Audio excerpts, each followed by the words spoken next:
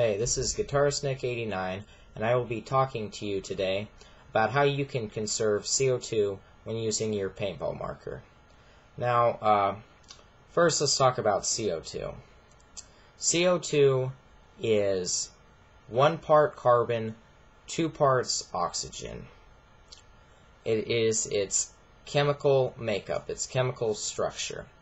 Well, CO2, when in a gaseous state, carries energy within its molecules. Well, when you compress those molecules, you compress all that energy.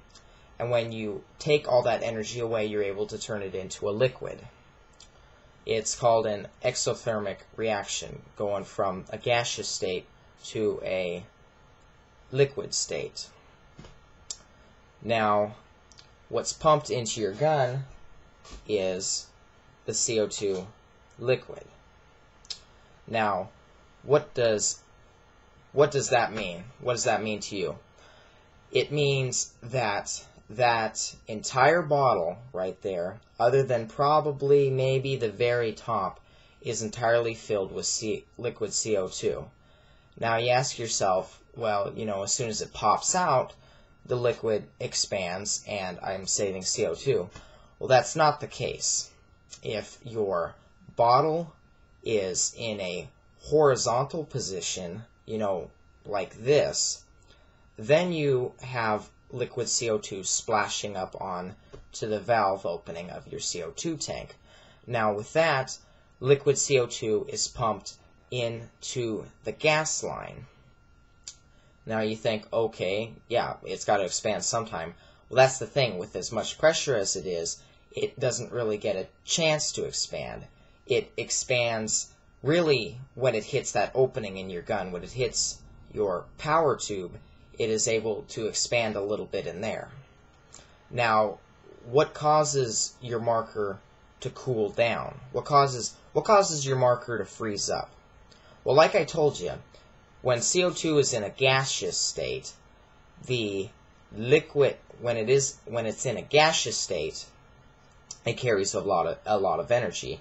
And when you put it in a liquid state, you compress it, and then you take all that energy out of it to put it in a liquid state. It's called an exothermic reaction, when something gives off heat.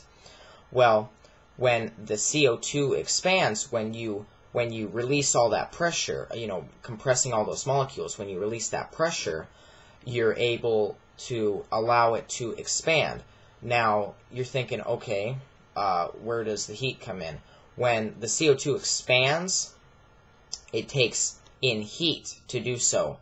And that means the heat off your hands, the heat off your metal, the heat off the barrel. Any heat anywhere, it takes that and it uses that to expand. Now, some of the ways you can save CO2 is, 1, turn your marker's velocity down. When you're running at high velocity rates, you're just pumping that much more CO2 out of the gun.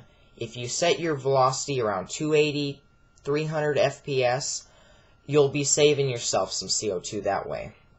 Another way is to pick up a expansion chamber or a regulator. Now, I don't have very much knowledge with the regulators, so I couldn't honestly tell you, I know they regulate the pressure, but I don't know how they work for allowing CO2 to be conserved.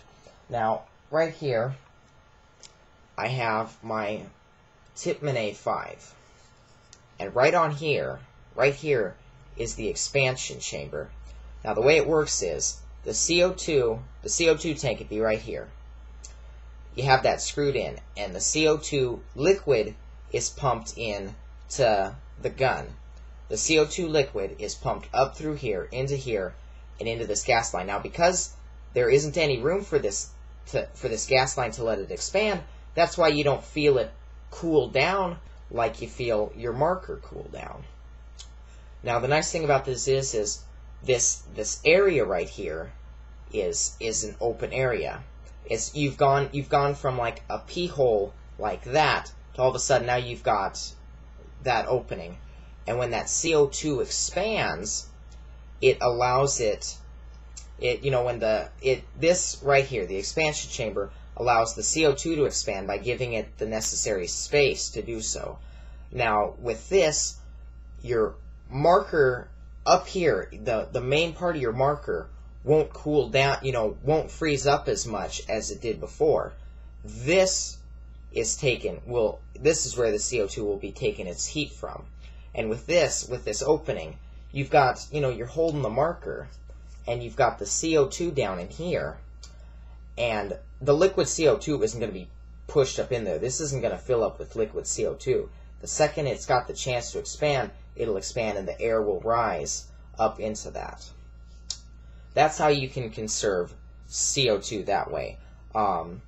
Another way guys try to conserve CO2 is they will take a remote line. Right here, I've got my extreme range remote line.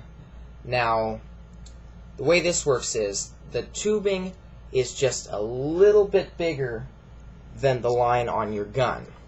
But now you think, okay, it should be the same. You should be able to, the liquid CO2 should be pumped through the entire thing. Well, that's not the case because of how long this remote line is. It allows the CO2 to expand some, but not a whole lot, because it's still being constricted by this remote line. It does allow it to expand some. So you will save a little bit of CO2 with this. Not a whole lot. Not as much as if you had an expansion chamber. And again, I don't know about regulators, so I couldn't honestly tell you that. So, with this, I've got a 20-ounce tank right here. With that expansion chamber on my gun, instead of going from about, 500 to 600 shots without an expansion chamber, now I can get around 1,000 shots with an expansion chamber. And that is one of the things you can do to conserve your CO2. Another thing you might try is getting an anti-siphon. What an anti-siphon is, it's when the tank is held horizontal like this, you have a little metal rod that runs from here up, and it points itself upward, so it takes in all the gas. But that's only if the CO2 tank is held horizontally. If you're, running it in a pack, you got a backpack or something, and you've got the CO2 tank like this, all of a sudden all that liquid CO2 is being pushed up into there. Now, an anti-siphon has to be put on by a expert. You can't just pick up one and buy it. You have to take it to a specialist and have it installed. Personally, I think it'd just be easier to pay $30-40, get an expansion chamber, and install it and never have to worry about it again, instead of having to deal with an anti-siphon. And so pretty much an expansion chamber will almost double your shots. Playing in warm weather will help keeping your CO2 tank warm, and turning down your velocity. Keeping it around 280 to 300 FPS, because again, that's the legal safe limit to play at.